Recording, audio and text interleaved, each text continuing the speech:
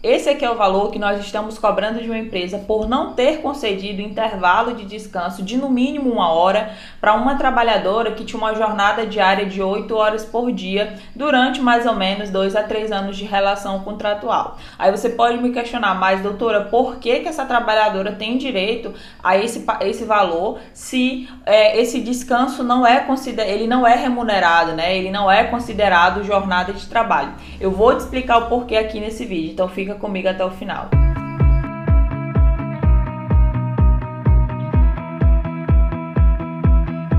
Primeiro que você tem que saber que esse período de descanso que você normalmente recebe na empresa, esse período de descanso ele não é concedido porque a empresa é boazinha, tá? Isso é um intervalo que a própria CLT estipula e que é obrigatório a empresa conceder, a depender da jornada diária do trabalhador.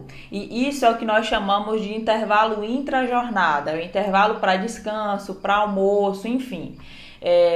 O que acontece? Se a sua jornada diária ela não excede a 4 horas, então você não tem direito a esse intervalo entre a jornada. É por isso que quando o trabalhador, na jornada que normalmente tem, né, a maioria dos trabalhadores de 48 horas semanais, e aí fica 4 horas para o sábado, é por isso que vocês trabalhadores não têm intervalo, né, nesse sábado que você trabalha apenas 4 horas e nos outros você tem. Agora, se a sua jornada é superior a 4 horas, mas ele não passa de 6 horas, você tem direito a 15 minutos de intervalo, tá bom? Porém, se você fizer hora extra e as suas horas excederem as 6 horas, não 6 horas de horas extras, mas se a sua jornada diária exceder 6 horas, você tem direito a, no mínimo, 1 hora de intervalo. Agora, se você trabalha mais de 6 horas por dia, seja 6, 7, 8, 9 ou até mesmo 10 horas, mas se você trabalha mais de 6 horas por dia, você tem direito a, no mínimo, 1 hora de intervalo e no máximo 2 horas.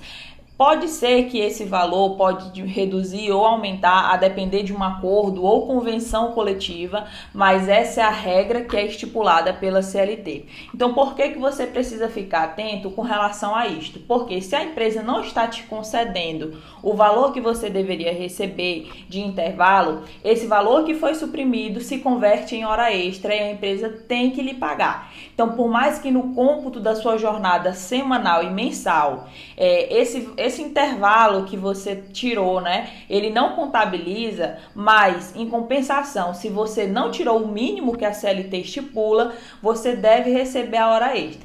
Então, eu vou colocar aqui um exemplo prático, tá?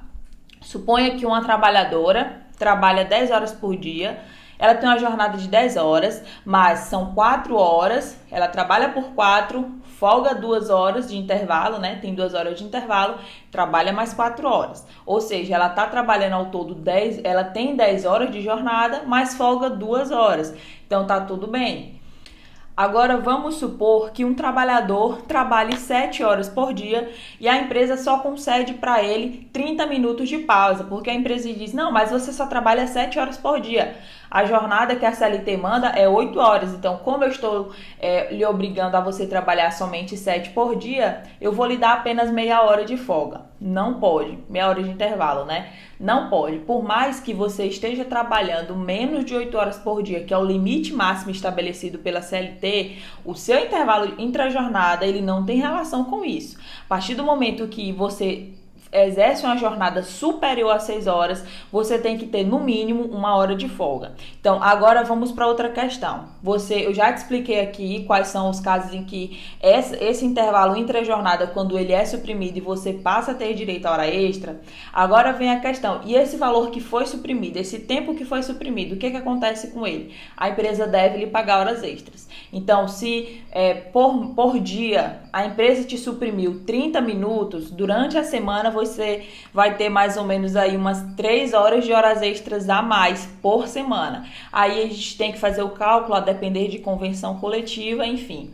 Mas se você viu até aqui que você realmente teve horas extras, ou intervalo intra-jornada suprimido, e é o seu caso e você já foi demitido e não está com 2 anos que se passaram da sua demissão, você ainda consegue entrar com um processo solicitando o pagamento retroativo de todo o seu período contratual. Me chama aí no WhatsApp, que eu faço um cálculo para você de qual o valor que você tem a receber e te passo as demais orientações para a gente entrar com o processo trabalhista.